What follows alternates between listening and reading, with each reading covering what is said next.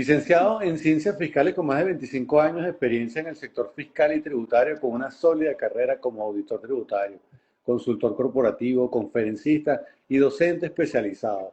Egresado de la prestigiosa Escuela Nacional de Hacienda, posee estudios avanzados en planificación financiera por la Universidad Central de Venezuela y en comercio exterior por la misma Escuela Nacional de Hacienda.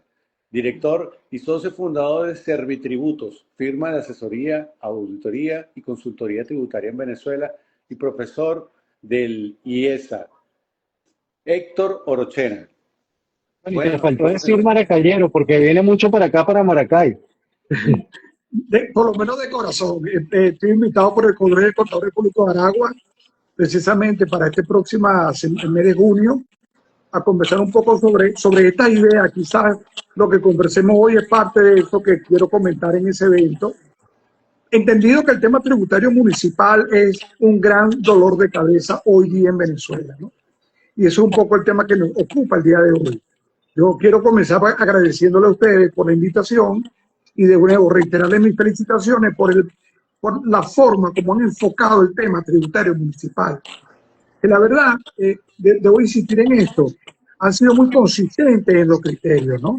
A diferencia de algunos otros órganos gremiales que, digamos, parecen estar un tanto dispersas en la forma como se plantea la problemática tributaria municipal. Mira, excelente. Comencemos con la primera pregunta, licenciado. Usted ha mencionado que en Venezuela la carga fiscal consume hasta el 80% de las utilidades de algunos sectores. ¿Cómo sobrevive una pyme o un comercio formal a esta realidad sin migrar a la informalidad? No hay forma, no hay forma. La verdad que las empresas que hoy día están trabajando en economía formal, con esta importante carga fiscal, lo hacen de puro corazón. Uno puede entender, digamos, aquellas empresas que por razones de necesidad económica y como una esencia de supervivencia migran a la informalidad, porque sienten que la carga fiscal es agobiante. Y esa es justamente la gran discusión hoy día. Todos los estudios que se han hecho a nivel mundial sobre este tema dan cuenta que una carga fiscal excesiva lo que hace es contraer significativamente la recaudación y estimular la informalidad. Eso no lo estamos diciendo hoy ni nos lo estamos imaginando.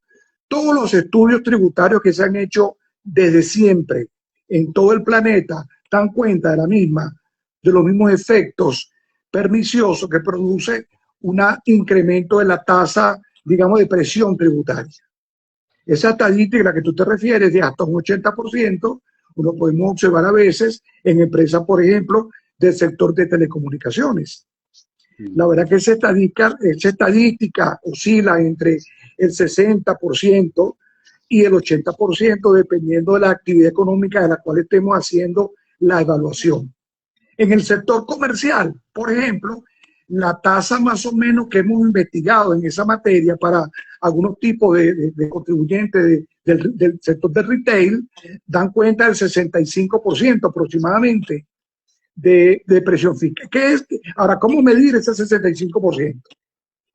Hemos escuchado decir de forma un poco errada que es el 60%, 65% de los ingresos, cuando la estadística nos dice que esa presión tributaria es equivalente al 65% de las utilidades de la empresa. ¿Qué significa esto? Eso significa que esas utilidades que están, digamos, son el resultado de la retribución que recibe el socio por su inversión inicial, se ven mermadas en este mismo porcentaje. Eso significa que esas utilidades acumuladas que afectan significativamente el flujo de caja deja de reinvertirse en la actividad comercial, deja de reinvertirse en la compra de nuevos activos fijos para aumentar la capacidad instalada de las empresas. Lo que a la larga, esa hipotética recaudación inicial, cuando se mide en el tiempo, termina produciendo un efecto exactamente contrario al que debería producir cuando el empresario, el comerciante, destina sus fondos a comprar más mercancía para la venta, a comprar otro local, a comprar otra maquinaria o a invertir en un local arrendado para aumentar sus ventas. Por eso en el sistema. Y aumentar incluso la contratación de empleados. Bueno, y todo el efecto que eso Claro. produce, porque es que a veces vemos al empresario como si fuera el maluco de la partida y no entendemos que detrás de él hay un montón de familias que están generando ingresos de forma directa o de forma indirecta. Claro. Y en la medida que este empresario crece, en esa misma medida, esos trabajadores crecen de alguna manera con él, tanto porque aumentan la cantidad de personal empleado como porque mejoran sus remuneraciones. Entonces el efecto es múltiple. De allí la importancia de hacer una revisión importante sobre este tema, los efectos de lograr una optimización, digamos, de la recaudación que se mida en función a la productividad real de las empresas. Es correcto, doctor Orochena. Hace un momento nos mencionaba acerca de los tributos municipales. Se suponía que la ley de armonización tributaria vendría a ponerle un techo a las alcaldías. Sin embargo, seguimos viendo cobros fuera de los máximos aplicables, en tasas de aseo, en patentes, en licencias de actividad económica, que están contempladas dentro de la ley de armonización sus máximos aplicables. También lo vemos con las tarifas de aseo urbano, lo que son, se fijan en base al metro cuadrado y no al volumen y masa, variables contempladas dentro de la ley de armonización. ¿Usted cree que la ley de armonización tributaria fracasó, se volvió una letra muerta en el ejercicio de su profesión? ¿Cómo ve usted, qué balance puede hacer hasta el momento de la aplicación de la ley? Sí, sin duda alguna que la ley de armonización tributaria concebida como una herramienta que le pusiera freno a la voracidad fiscal municipal, y esa es la razón de ser de esa ley, porque el gobierno nacional en su momento observó que las municipalidades estaban incrementando de forma peligrosa los elementos de recaudación, tanto aumento de tarifas como establecimiento de tasas que no estaban contempladas en la ley orgánica de público municipal. Esa fue la realidad. ¿Cuál fue el efecto de esta entrada en vigencia de la armonización? Se fijó un parámetro único, un parámetro, digamos, unificado a los efectos de parametrizar exactamente esas alícuotas. ¿Y que observamos? Desafortunadamente, voy a citar un caso específico de aquí de Caracas, que eso se repite a nivel nacional. Antes de que entrara la ley de armonización tributaria, te tributaba con el 1.25% de sus ingresos brutos. Y si la ley fue creada para evitar el incremento de la voracidad fiscal, la regla de oro debe haber sido: ninguna nueva alícuota debe ser mayor a la vigente. Hoy día paga 3.25%. ¿Verdad? Y de hecho, cuando entra la ley de armonización tributaria, doctor, si no me equivoco, era 0.20 partes de un petro y pasó a 20 unidades de tasa de cálculo de moneda de mayor valor, es decir, aumentó casi un 100%. Sí, entonces los argumentos que uno escucha de algunas municipalidades es decir, bueno, pues fue un aumento del 1%. No, fue un aumento del 100%. Si yo pagaba 1 y me llevas a 2, el aumento es del 100%, no de un punto porcentual. Entonces esa manipulación matemática ha producido en los contribuyentes mucho desagrado y, por supuesto, mucho desamor por la iniciativa privada, porque sienten que el proceso de armonización simplemente no cumplió con las expectativas que de ellos se esperaban. Y esta es la gran disputa, por el caso del aseo urbano. Eso es una realidad objetiva, ¿verdad? Si la ley establece un parámetro exacto, ¿por qué las municipalidades se niegan a cumplir con ese parámetro exacto? Parece ser que la razón es que cumplir con ese parámetro requiere de cada administración tributaria municipal una definición y toda una logística, el diseño de política, levantar un censo, requiere todo un trabajo previo para la entrada en vigencia de esa normativa. Y parece no estar dispuestos a hacer esa inversión de tiempo y, por qué no decirlo, de dinero que supone la implantación de nuevos procedimientos. Claro. Se van por el camino fácil, que son los metros cuadrados del local, el cual permisaron, digamos, para operar.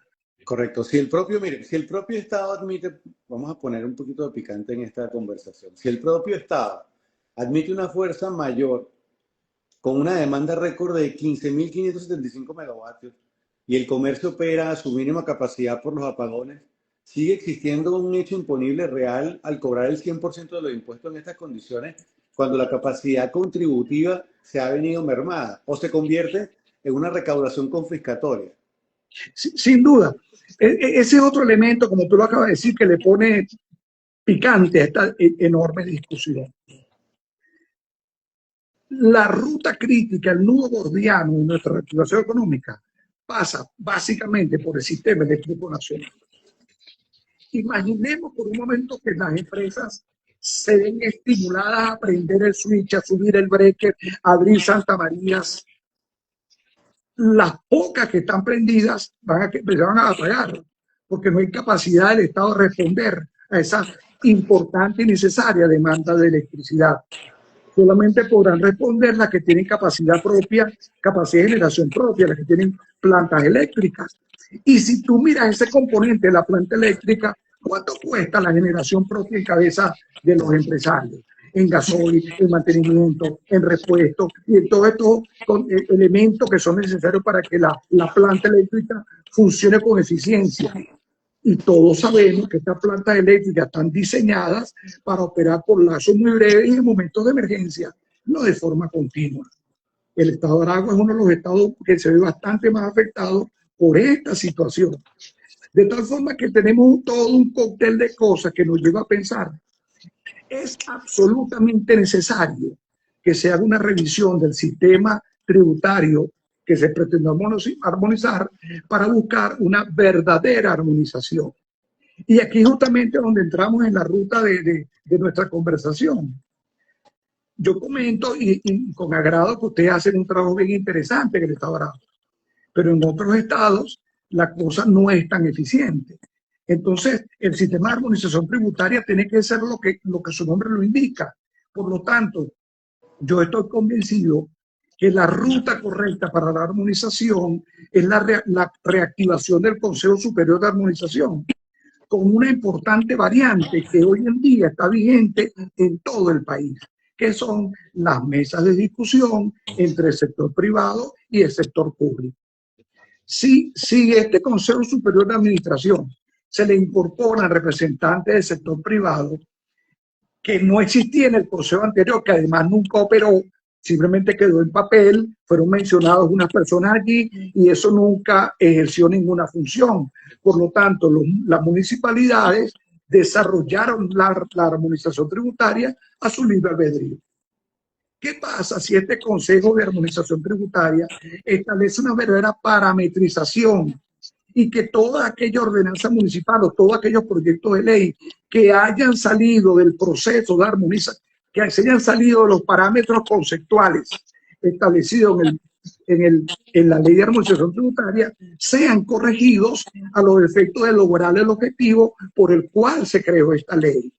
Pues incluso la misma ley dice que todo parámetro que esté por fuera de esta ley queda inmediatamente nulo. Claro, pero no hay quien lo cumpla, ese que es el principal problema. Entonces, ustedes tienen que demandar no sé, ¿cuántos municipios tienen ustedes en el estado de Aragua? 18. 18. Entonces tienen que enfrentarse con 18 municipalidades para que cada una de ellas entienda por dónde va la cosa. Tenemos 335 municipalidades en todo el país. Si cada sector empresarial tiene que sentarse con la autoridad municipal de cada municipio, ¿cuándo termina esta discusión? Claro. ¿Cuándo se logra una verdadera... ¿Perdón? Sí. Disculpa, hablábamos de los cortes de luz y de las tarifas de aseo urbano. Con los cortes eléctricos, los rubros como el de alimentos, restaurantes y bebidas han visto minimizado su potencial de generación de desperdicio. ¿Es justo que se cobre el 100% de las tarifas de aseo urbano cuando este potencial de generación se ha visto afectado? Es que volvemos sobre el tema de las tarifas del aseo urbano. Digamos que por un momento que si llegáramos a aplicar la tarifa con base al peso de desperdicio, aquí podría justificarse un incremento porque están botando mucha comida. Pero ¿Cuál es el papel de la municipalidad en esa materia? Sino buscar herramientas que le permitan al empresario un verdadero estímulo de actividad económica. Hemos visto municipalidades, en algunas otras municipalidades, que han sacado decretos de beneficios fiscales. Entonces las municipalidades, algunas municipalidades están, digamos, montadas sobre la ola de esta reactivación económica, ¿verdad? Lo cual significa que si ellos, en el caso hipotético, entienden que la merma o la pérdida que tienen los empresarios debe ser compensada de alguna forma, porque en una definición de política de Estado que le imponga a las alcaldías reglas de compensación económica en aquellos casos en que la causa no sea imputable al comerciante. De hecho, hace poco veíamos al gobernador del estado Carabobo, Rafael Lacaba, haciendo un exhorto a sus alcaldes para promover un plan de alivio fiscal de al menos el 30% de descuento en los tributos. ¿Usted cree que esa es la vía para poder paliar esta contingencia eléctrica en los estados donde más está afectando? Bueno, entonces imagina por un momento que este alcalde, yo no sé en este momento quiénes son los representantes, porque el Consejo Superior de Armonización establece que debe estar 3 gobernadores y 3 alcaldes. Entonces imagínate un momento en una reunión de ese consejo donde haga vida ese gobernador y haga vida representante del sector privado. Hay una coincidencia perfecta de ideas entre lo que plantea el gobernador, que es un plan de alivio fiscal en medio de esta coyuntura, y lo que está proponiendo el sector privado, dame un plan de alivio fiscal para yo superar esta coyuntura. Pero yo insisto, lo que el gobernador pone como un exhorto, ¿verdad? Porque no tiene, digamos, inherencia legal o capacidad de imponerle a las alcaldías su posición, pero sí podría ser una directriz fundamental emanada del Consejo Superior de Armonización Tributaria, porque para eso fue creado, ¿verdad? Y por eso de hecho, doctor Orochena, actualmente, si no me equivoco, está vigente un decreto de emergencia económica, el 5314, dictado por la Presidencia encargada de la República y declarado constitucional por el Tribunal Supremo de Justicia. En el artículo 2, numeral 2, se faculta a la presidenta encargada para, y lo voy a citar, suspender con carácter general la aplicación y cobro de tributos nacionales, estadales, municipales, así como los trámites administrativos relacionados a fin de proteger el aparato productivo nacional. Le pregunto, según su criterio, ¿usted cree que podrían estar dadas las condiciones para implementar total o parcialmente este decreto? Sí, este decreto de emergencia económica es una extensión de un decreto que ha sido impuesto por varias veces. Yo no recuerdo si es el quinto o sexta vez que es promulgado este decreto con exactamente los mismos términos.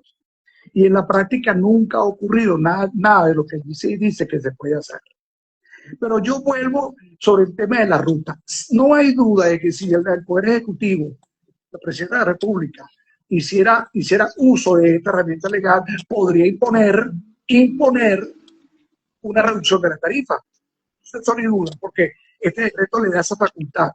Pero yo me pregunto, ¿esa es la vía legal? ¿Eso es lo que nosotros queremos porque nos conviene? ¿O deberíamos pensar en una armonización concertada donde el juego sea ganar-ganar? Claro. ¿Sí?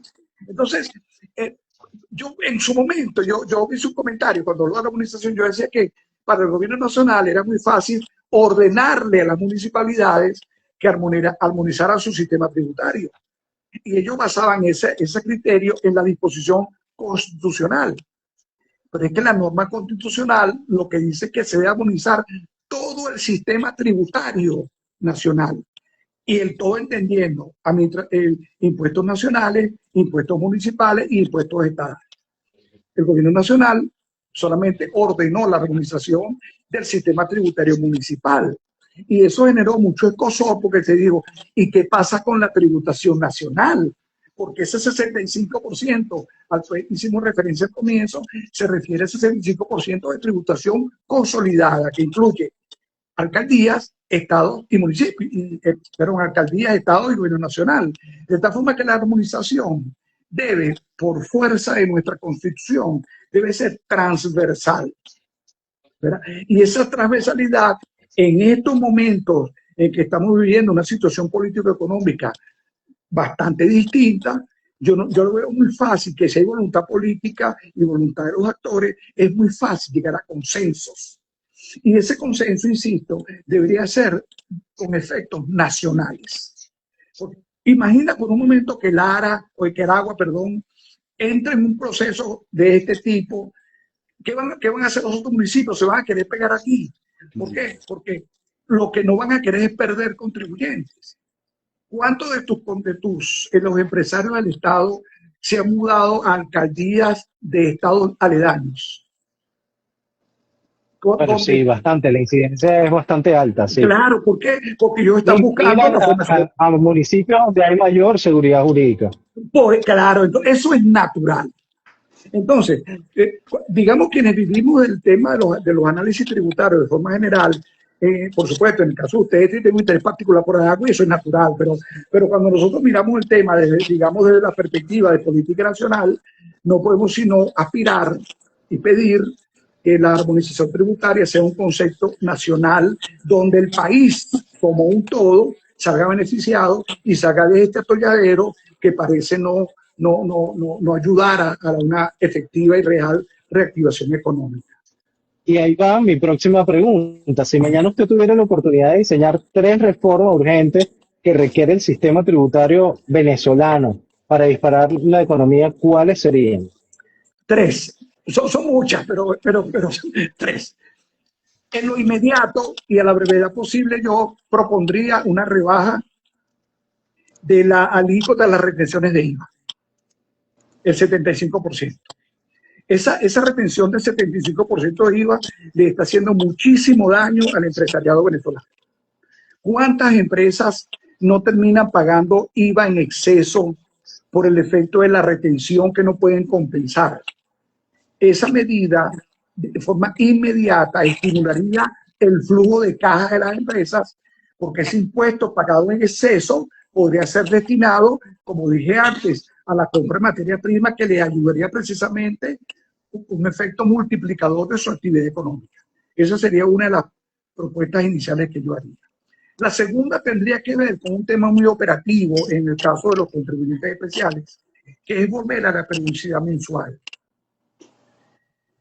La periodicidad de declaración de IVA quincenal es fatal para las empresas. ¿Por qué? Porque pasan el tiempo estableciendo mecanismos, revisando contabilidades, haciendo todo porque la quincena se pasa volando. Y todos sabemos que el régimen sancionatorio para ellos es mortal e invierten mucho tiempo y dinero en cumplir con una obligación tributaria que, en mi opinión, agrega poco valor a la recaudación.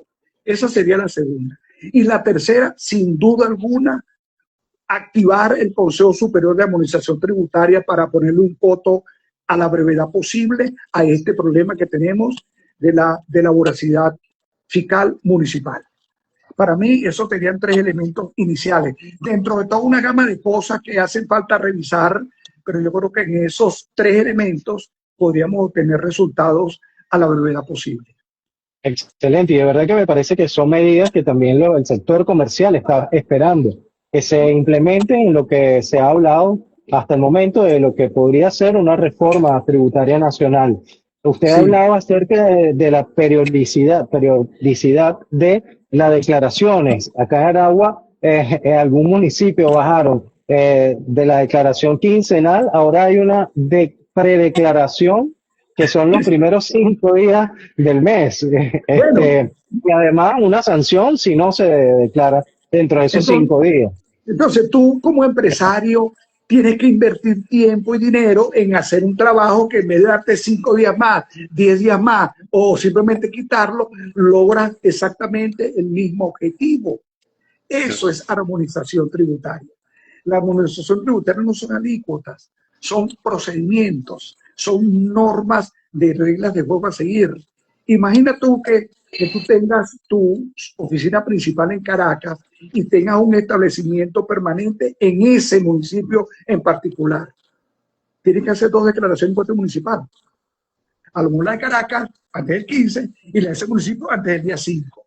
¿Qué tengo que hacer yo entonces? Invertir en personal, invertir en logística, invertir en equipo para cumplir con las dos obligaciones tributarias. Y Si además que el tuviesen, aseo, y además que el pago del aseo está condicionado. Si no pagas el aseo, no puedes hacer bueno, la declaración. además de ese problemón que es una cosa completamente arbitraria, porque una obligación tributaria no debería prelarte la otra. Claro. En el peor de los casos, si tú no pagas la obligación tributaria A, bueno, que te cubren la multa, te cubren los intereses por esa obligación tributaria A, pero que no te suspenda por el resto de tus actividades, porque te están aplicando casi una doble sanción. ¿Sí? Claro. Es decir, toda esta atrofia y eso que tú mencionas precisamente también es parte de esa desarmonización tributaria administrativa, de procedimientos. Es decir, en la medida en que el país nos tratemos de la misma forma, al empresario puede darle lo mismo estar en Aragua que estar en Valencia o que estar en Carabobo. ¿Por qué? Porque él sabe que las reglas de juego son básicamente las mismas.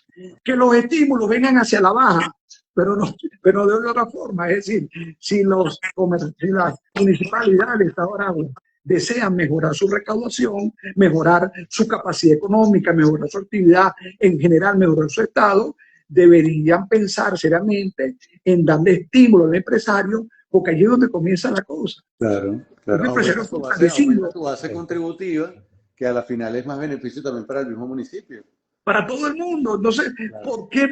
¿Por qué estamos empeñados en verlo al revés? Correcto. ¿Por qué estamos empeñados en ahuyentar a los contribuyentes pretendiendo aumentar alícuota con la simple excusa de que hay que mejorar la recaudación? Mira, yo te puedo contar una anécdota que yo escuché, pues yo estaba en esa reunión. El alcalde dijo, nosotros vamos a aumentar la alícuota porque hay mucha evasión. ¿Qué significa eso? Es incrementar los precios porque hay pocas ventas. Pero es como decirle... Usted tiene un dicho para eso. Eso es poner la carreta por delante del caballo. No, exactamente. Eso es decirle, a lo que está pagando le voy a cobrar más por lo que no pagan. Eso no tiene ningún sentido económico, ¿verdad? En vez de definir estrategia, política, qué sé yo, beneficios fiscales, incentivos tributarios para tratar de estimular a los que no cumplen, entonces el aumento de la carga a los que cumplen para compensar los que no cumplen. Eso parafraseando una expresión que le escuché una vez a un amigo, que él decía, eso es como cuando tú vas a la iglesia, que el cura está regañando a los que vienen por los que no vienen a misa. Entonces, es exactamente lo mismo está pasando en nuestro país con la tributación. Excelente, bueno, de verdad que ha sido un programa lleno de bastante catedrático, diría yo. Es bastante bueno contar con su presencia acá y que nuestros comerciantes también puedan escucharlo de la mano de un profesional como usted y, bueno, un entendido en todos estos temas tributarios, ¿verdad? Toda una autoridad en el tema. Bueno, ya verá que yo insisto en felicitarles por el trabajo que están haciendo, porque, como dije antes, ¿no? Una de las cosas que hemos observado es la falta de consistencia en los planteamientos. ¿Verdad? Es decir, hoy pienso una cosa, mañana pienso otro, hoy actúo de una forma y luego de otra, y esa falta de consistencia en el planteamiento le resta seriedad al planteamiento mismo. En la medida en que tú eres consistente con tu planteamiento, que tengan planteamientos técnicamente objetivos, en que planteamientos donde no haya objetividad, en esa misma medida llevas gran parte de la batalla, de esta batalla ganada. ¿Verdad? Claro. Y por eso me agrada mucho la forma como ustedes enfocan el tema, porque eso es lo que uno observa desde la distancia. Sí, un poco educar también al comerciante, que a veces se siente que eso es un tema de contadores. Yo no tengo por qué. Y no es así. No es así, tiene que saber tanto eso. Entonces el trabajo es un poco también brindarle ese apoyo al comerciante para que cada vez tengan mayor conocimiento y bueno, salir de la ignorancia para todos es ganancia. Sí, claro, y sobre todo este tema, chicos, que a veces hemos estado leyendo, tú sabes que en estos días la Presidenta de la República habló de un nuevo modelo tributario, y se levantó toda una polvoreda en el país sobre este asunto, todo el mundo opinando, yo quiero, y entre amigos especialistas en estos temas tributarios, gente que estudia estos temas tributarios, hemos planteado siempre que lo que leemos con mucha frecuencia son una especie de cartas al niño Jesús. Sí. ¿Sí me explico? Yo quiero, una carta de deseo, ¿verdad? Cuando lo pareciera que volviendo con el tema del consenso, una realidad país donde se plantee cosas que sean ganar, ganar, en esa misma medida, pues logramos un mejor consenso y una mejor comprensión de parte que tiene la toma de decisiones suma. Claro, claro. ¿Sí? Bueno, muchísimas gracias por haber participado nuevamente. Siempre es un honor tenerlo con nosotros y esperamos tenerlo en una nueva oportunidad también, doctor. Con gusto, la verdad que este tipo de eventos. ¿Qué eventos tienen próximamente que puedan asistir los comerciantes, que se puedan informar? Bueno, fíjate. Sé que ahorita está precisamente con el tema de las criptomonedas. Tengo por aquí una pregunta también para cerrar. En las operaciones del día a día, el uso del USDT y las criptomonedas está masificado en el comercio. ¿Cómo debe blindarse tributariamente una empresa para no cometer ilícitos frente al CENIAT al usar estos activos inmateriales, doctor Orocheno? Bueno, precisamente hoy, en el día de hoy, hubo un evento en la Universidad Santa María, organizado conjuntamente con el Colegio de Contadores Públicos del Estado Miranda, y tuve el honor de ser invitado a hablar sobre lo que yo he llamado, lo que yo he llamado una aproximación a la criptotributación. Y decimos una aproximación porque la verdad que en nuestra legislación tributaria en general hay bastantes vacíos que pueden estimular de un lado la evasión y de otro lado la volatilidad fiscal. Y ninguna de las dos puntas ayuda a nadie. En materia de la usabilidad de los criptoactivos, sin duda alguna, siempre planteamos básicamente lo mismo. Si en la práctica tú compras un USDT que cuesta $10, ¿verdad? O en bolívares, pero vamos a buscar el equivalente en dólares. Y cuando tú lo vas a vender, vale el equivalente a $15. Dicho de otra forma, tú lo compras hoy en 500 bolívares y lo vendes en 1000, ¿verdad? El USDT, por la variación del tipo de cambio, porque representa paridad cambiaria 1 a 1. Yo os pregunto, ¿usted tuvo un enriquecimiento por esa operación de tipo, digamos, de tipo financiera? Es decir, compró en 500 y vendió 1000. La respuesta siempre será sí. Y si esa respuesta es sí para usted, ¿verdad? Porque desde el punto de vista financiero usted compró en 500 y vendió en 1000. No hay razón para que la administración tributaria no lo vea como lo que es, una verdadera ganancia.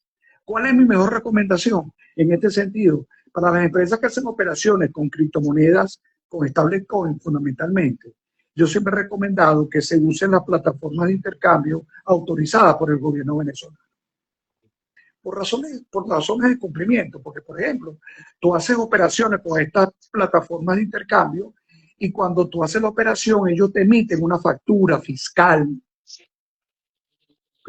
Y esa factura fiscal que es representativa de la comisión que ellos cobran por esa intermediación, es para ti un enorme soporte a los efectos de una revisión fiscal, porque allí queda evidenciado la naturaleza de la operación.